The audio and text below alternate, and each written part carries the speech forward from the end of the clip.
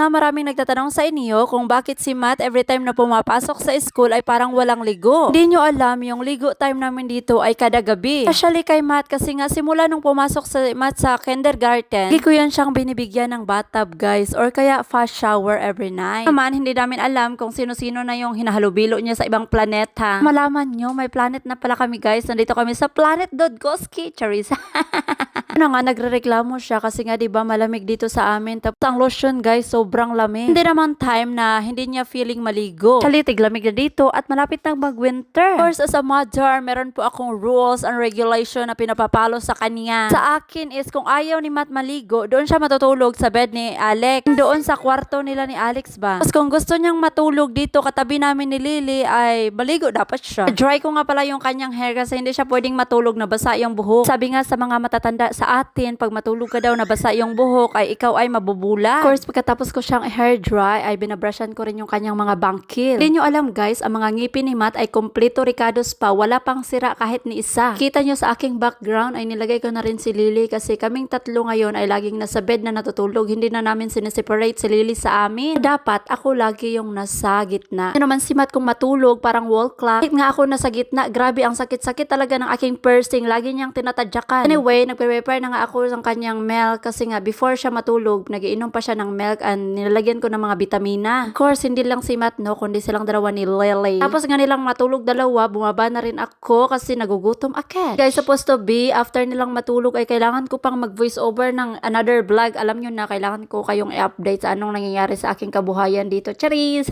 Gising ko sa umaga, alangan sa gabi. PM na pala dito guys at nagising na si Inzayon kaya bumaba na rin kami at nagpainit dito. At the moment, tulog pa si Kuya Matt kaya si Lily na lang muna yung dinala ko dito sa baba kasi pag mag-stay kami doon sa bed ay magigising si Kuya. Pasok ko nga dito sa aming kusina. Guys, na-shock ako. Bakit nagbaha yung aming kusina? Baha na naman ako kasi nga bakit nagbaha? Saan galing yung tubig? Ko na naman kung saan yung mga tubo dito sa baba ng aming sink. Nung ako natapos maglinis ay narinig ko na yung mga apak ni Matt sa taas. Of course, dahil matakotin siya ngayon kaya umakyat na lang ako at tinapos ko na pagkatapos kong pinababa siya. Pasok pala siya ngayon sa school pero hindi ko pa siya nabihisan kaya umakyat kami at binihisan ko siya kasi ngayong araw na to ay dumidilim na naman dito sa Poland. Kaya guys, nanghingi na naman ako ng tulong kay Pani Anian. Pwede ba siya muna yung magdadala kay Matt mamaya sa school tapos ako na yung magpipick up. Kung naghihintay kami ng oras dahil alas 8:40 pa niya at pipick upin si Matt, muna tayo kay Lily magserbisyo kasi umiiyak-iyak na siya. Perbahan ko nga na si Matt ay inuubo-ubo na naman siya pero yung ubo niya guys ay worse na hindi gaya last 2 days ago. Kaya heto, naghanap ako ng medisina para sa ubo but hindi ko alam na yan pala yung gamot na hinahawakan ko na. Yan naman guys, na-amnesyahon ako no. Hindi ko pa nga alam kung ilang ml yung papainom ko.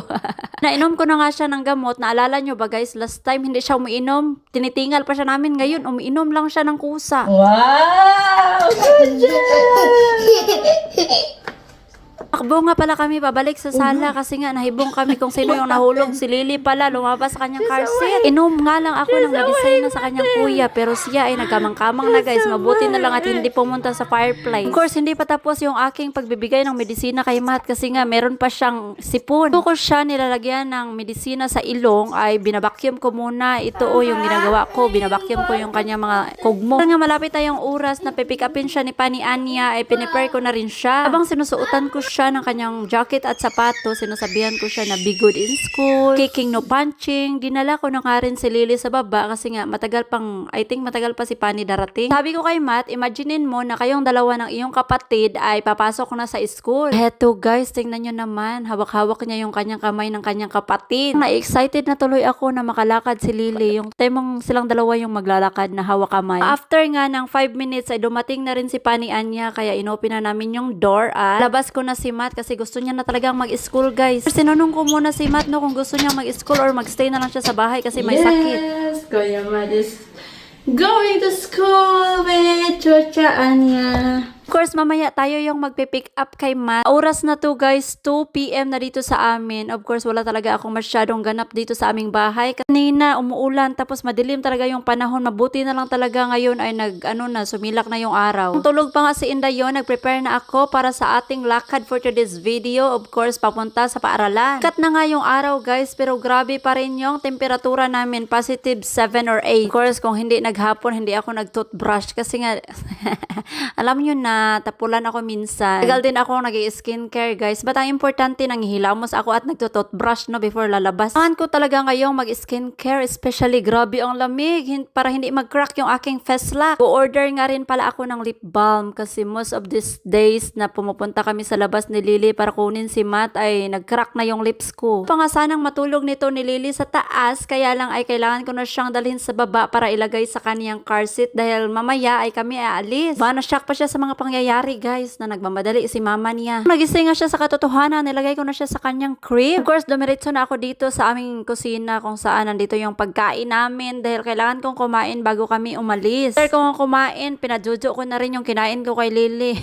O diba? I call yarn. Hirapan talaga ako kahit anong isuot ko kay Lily ay ayaw niyang isuot. Kahit sa paglagay ko sa kanya sa car seat guys ay hindi ko siya malagay agad-agad kasi ang dami niyang pakulo. At 2 times, 3 times ko pa siya kailangang ilagay kasi mulumbag talaga siya guys. Ayaw niya magstay put. Feel naman niya na natalo ko siya. Ayan yung kanyang ginagawa. Iyak siya ng iyak kasi ayaw niyang magstay sa car seat. Wala talaga siyang magagawa kasi kailangan naming lumayas at kunin yung kanyang kuya.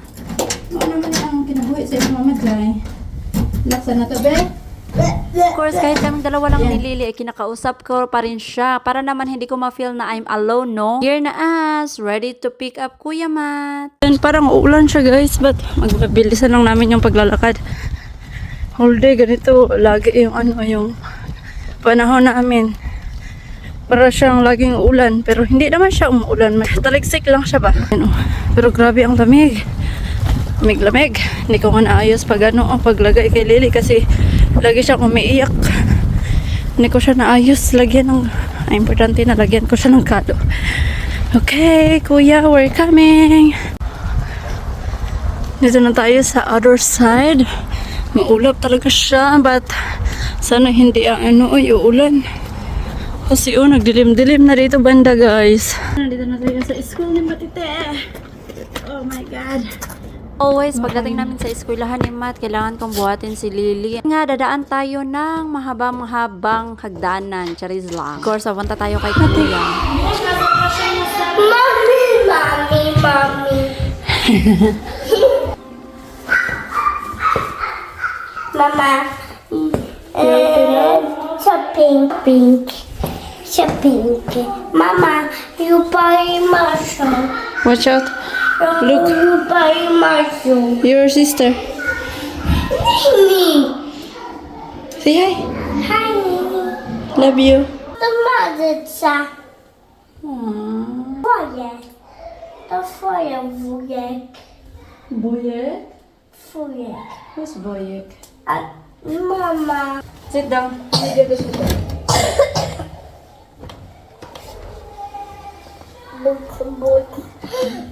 Boot. Guys, itong si Matt, every after school na sinusundo ko siya, pinupulish niya ako, hindi ko alam kung ano sasabihin ko sa kanya. Sabi ko sa kanya na if ever mag-talk siya sa akin, kailangan niya munang mag-English kasi si mama ay hindi alam ang Polish. Tapos kung mag-Polish siya sa akin, kailangan niya ding i-translate sa English. O, di ba yung anak na yung pahirapan, hindi na yung mama yung mag-aaral. What is this? Huwag ka na stand up na because there's a lot of insects. Tara na. Hey! Hi, we're not going to shop because your sister is crying already. Then you need to move faster. Yeah, faster. I'm very fast.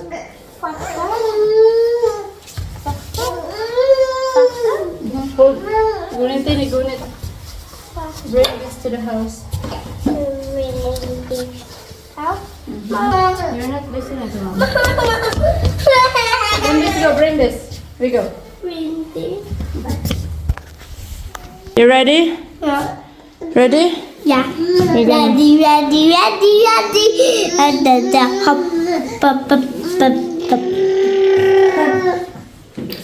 You cannot. Okay, help mama, okay? Go in. Oh my God! Pastor Matar! Pastor, you sleepy? Nakabit-bit na naman siya kasi galing kami sa shop. Pastor! Pap. Oh no.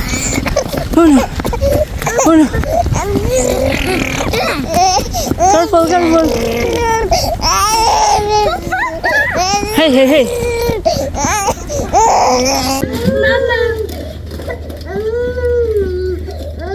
Go upstairs na. Also,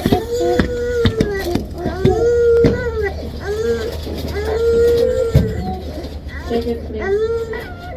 Take it, please.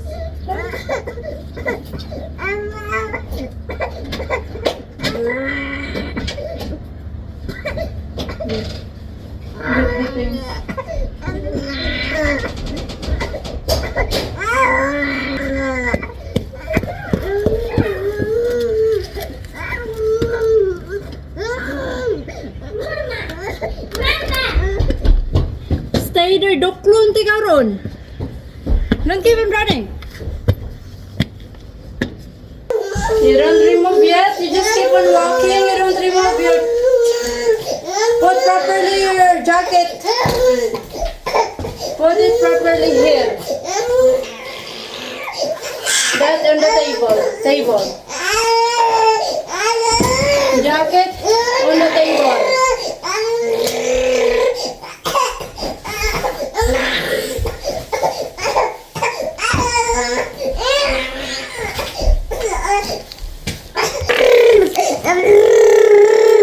Guys, galing kami sa sa kay Matt. Open na kami ng aming shopping para kay Matt. Meron naman siyang ganito.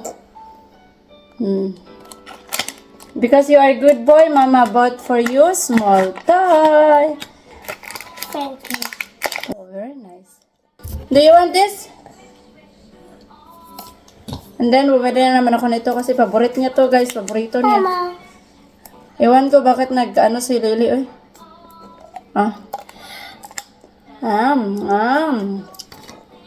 Wala ba? Mama. Tapos, bumili na ako ng Doritos.